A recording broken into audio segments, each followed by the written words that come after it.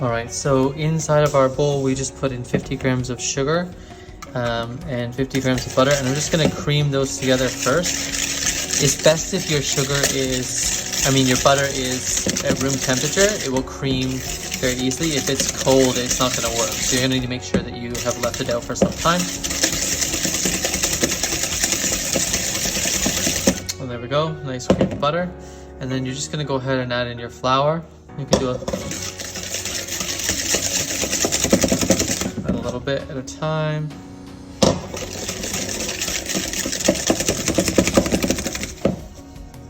Dump it all in.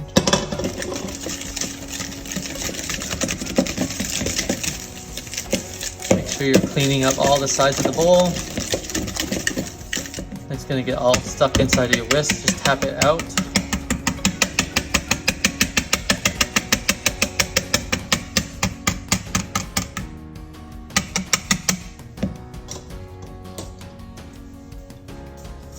And you can just grab a spoon, bring it all together again. And then you're gonna need some parchment paper, baking paper.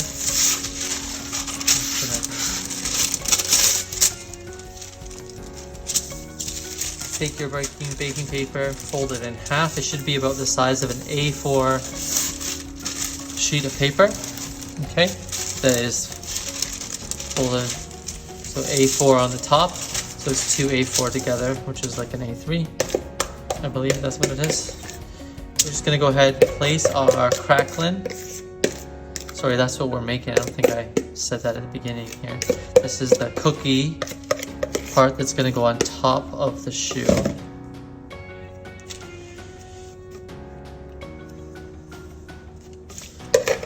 Place that all inside of there.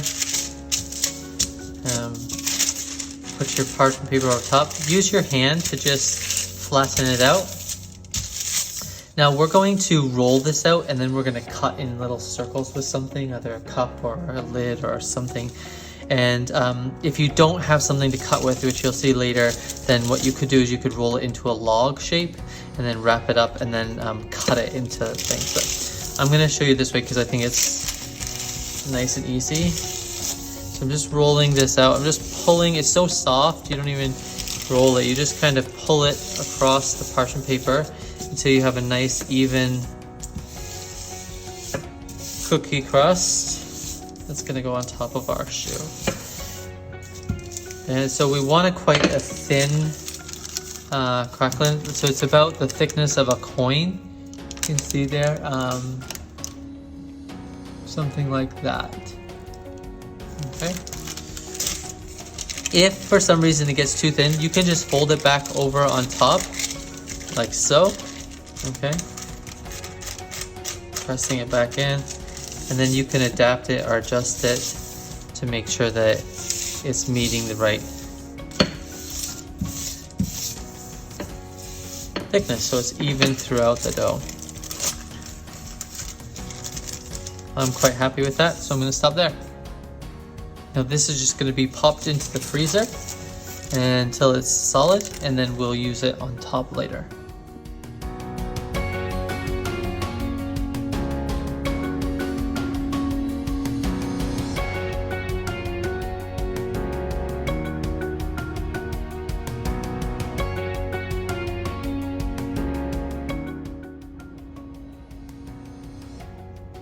Alright, so we're going to make our shoe pastry now.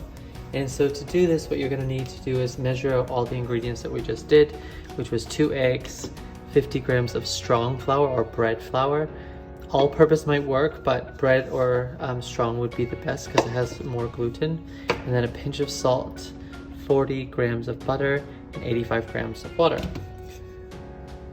Go ahead, put that on your stove. You want to heat it up until your butter and water have melted and it's come to a boil. As soon as this comes to a boil, what's going to happen is we're going to remove it off the heat and we're going to throw in all of the flour all at once in one quick go, and we're going to stir it vigorously for about a minute. we want to shock all the starch molecules in to absorb all of that liquid as quick as possible. And it's going to form a dough. After that minute, what we'll do is we'll take it and we'll put it back onto the stove. And when it's on the stove, we will cook it to release some of the moisture and steam from within. We will know it's done because there will be a really solid film on the bottom of the pot. And I'll show you guys what that looks like as we go ahead. After that, we're going to take it off the heat again, and we're going to move it into a bowl, and then we're going to continuously vigorously whisk it or stir it, and we're going to slowly add in our egg. Okay.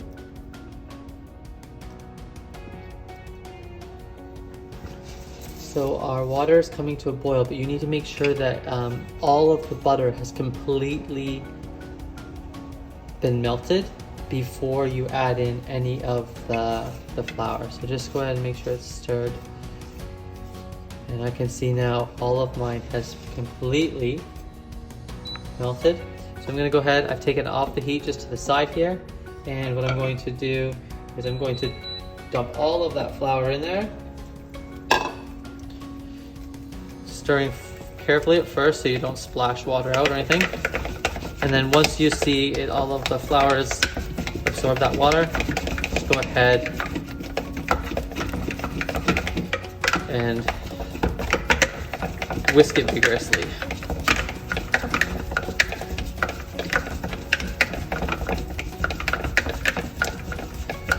So you'll notice that it's not perfectly all come together yet, but it's definitely forming a dough. What will happen is it will all come together and there won't be any bits left around inside of the pot in a minute. I'm going to turn the heat back on just to a medium heat. And I'm going to keep stirring this over top of the pan. And I can see lots of steam being released from the pot, which is good. That's what we want. We're cooking up our dough. Our dough is starting to come together to form a ball. Just keep vigorously whisking it.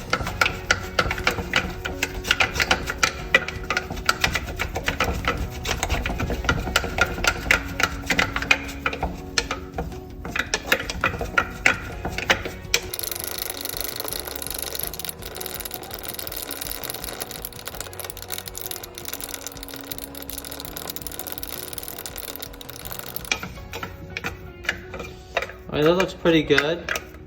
You can see I can push it all together to form a dough. Okay, and you can see at the very bottom of the pan there's a film that's created.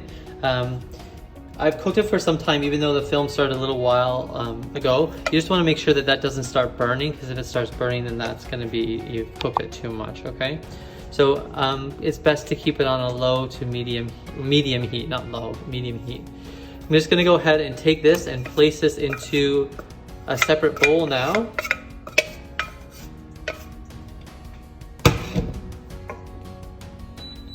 Make sure you shut your stove off. Okay. And now what we're going to do is we're going to start adding this egg. And it's a good chance you might not need all of this egg.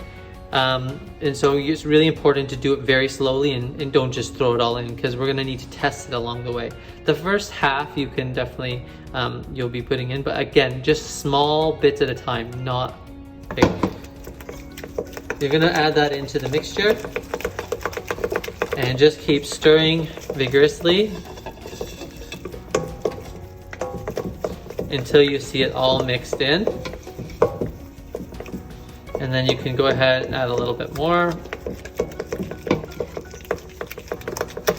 If you add a lot, it gets really soupy and hard to mix in. It starts to come back together again. Add a little bit more.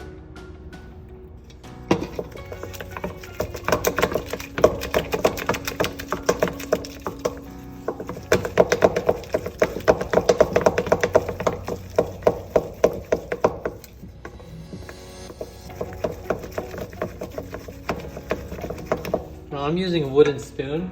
At this point, I might recommend that you switch it over to a spatula, so it's just easier to clean up all of the sides, because my wooden spoon is not really round. Doesn't clean the bowl up as well. I'm just gonna continue doing this. So what we're gonna need to do is test our shoe now. So I'll show you now, it's definitely not ready now, but to test it, what you do is you take a big glob up on your spatula, and then what you wanna do is watch how it falls off, and it should fall off to create a nice big V. It's already starting to create a V shape here, but I wanna get some more. So I'm gonna add a bit more egg still, and then check it again.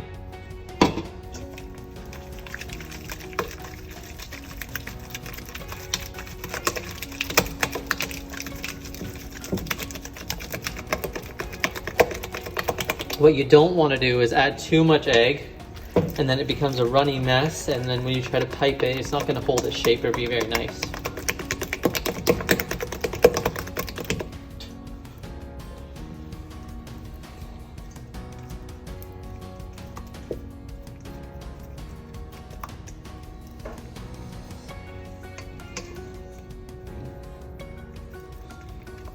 Alright, I'm going to take it back up on my spatula again. Just watch how it droops off. I think it's just about there where I want it to be. I always check it a few times, get a big dollop. It's not quite creating that V shape yet.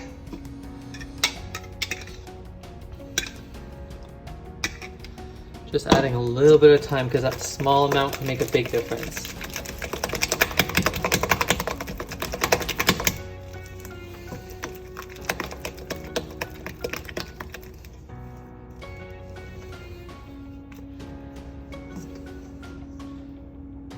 Watching,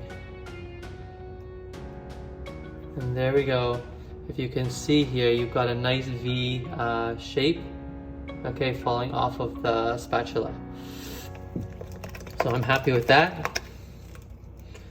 I'm going to stop here.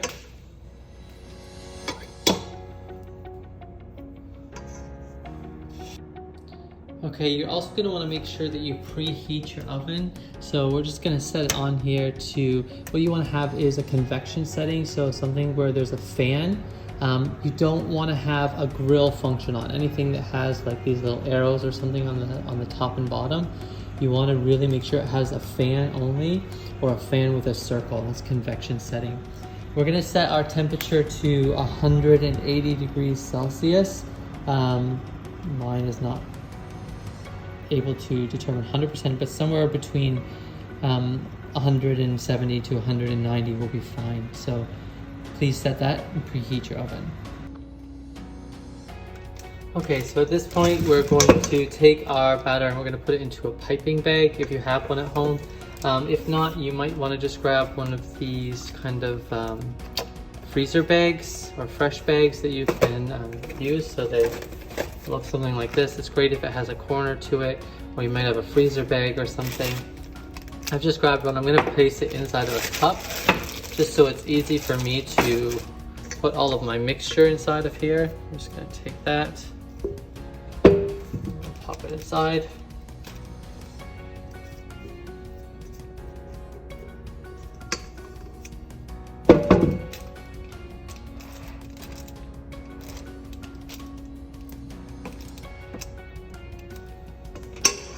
Alright, and so now I'm ready. Take it out here.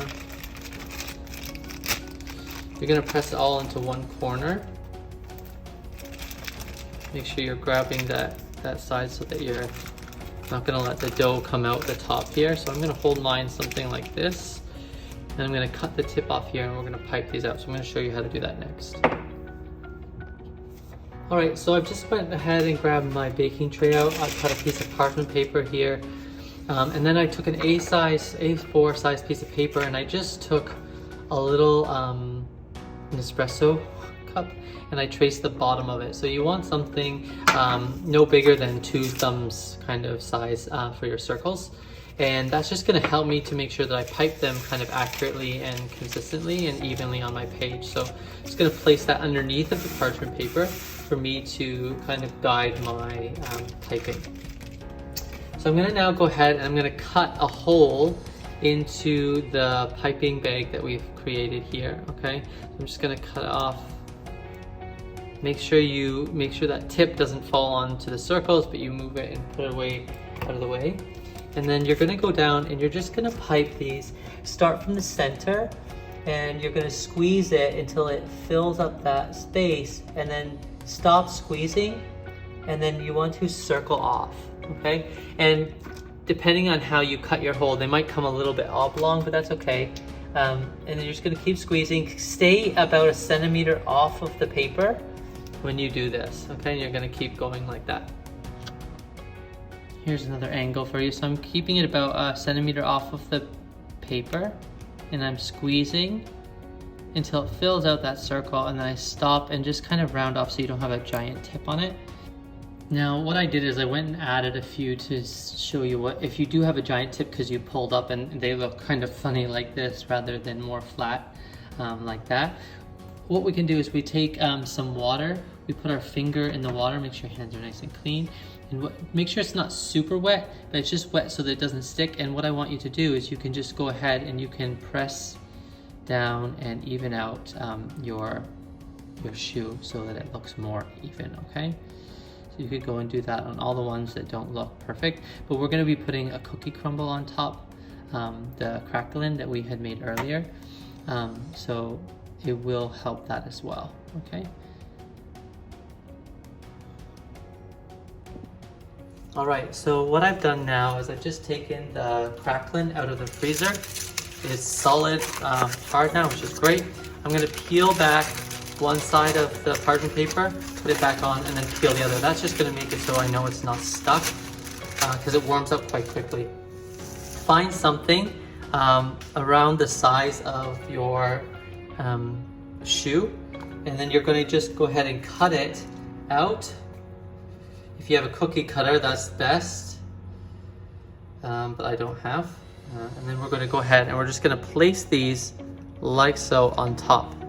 Now remember, you also need to make sure that you remove that piece of paper that we drew to put underneath of the parchment paper, because you don't want to bake with that, it won't bake properly.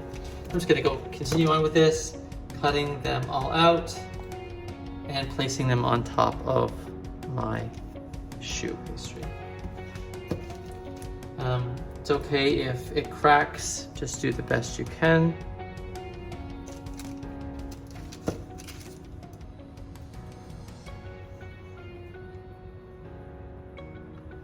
Like I said, you should be getting 8 to 10 pieces here with the portion size that we've created. And what this crackling does is it will make a nice crunch for the flavor, but it also helps to shape the shoe so you'll get a nice round shape to it versus it being not as perfectly round. What you can do if you want to, you can leave a couple empty just to compare and see the difference.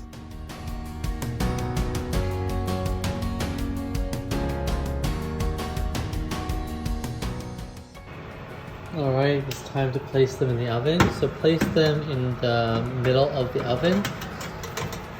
I left one without a cover on it for you guys to show you. Close the door, and then do not open that door for any reason for at least the first 12-15 minutes, and then you can crack it open a little bit to let some steam in.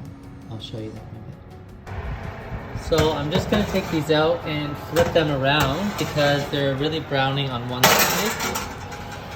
I want to make sure I get a good even bake, so it's been 15 minutes. Do not open the oven before that or they will deflate.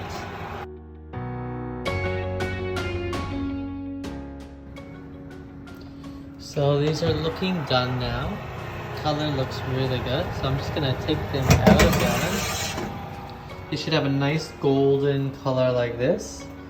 Place it on something that can hold the heat. So placing it on top of your stove is great. Or if you have a wire rack, you can also place it on top of that. And then we'll go from there.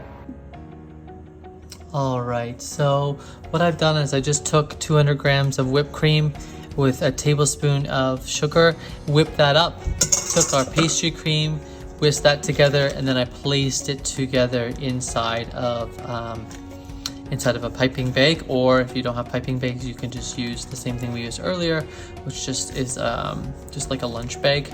And what we're going to do is now cut off the tip and then fill our cream puffs. So you can see here, these are the ones that have the cookie crust that goes over top. They have a nice dome shape to them.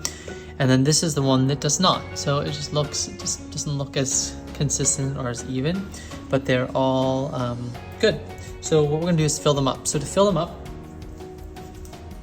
we're gonna take and we're gonna use something with a sharp edge. It could be the tip of a knife or the end of a small spoon, and you're gonna just poke a tiny hole in the bottom of your pastry. Next, what I'm gonna do is I'm just gonna cut off the tip here, just a very small cut. And then I'm going to take that and I'm gonna press it up against the hole that I just did, and I'm gonna fill it by squeezing it full of the pastry cream, okay, and the whipped cream that's been mixed together.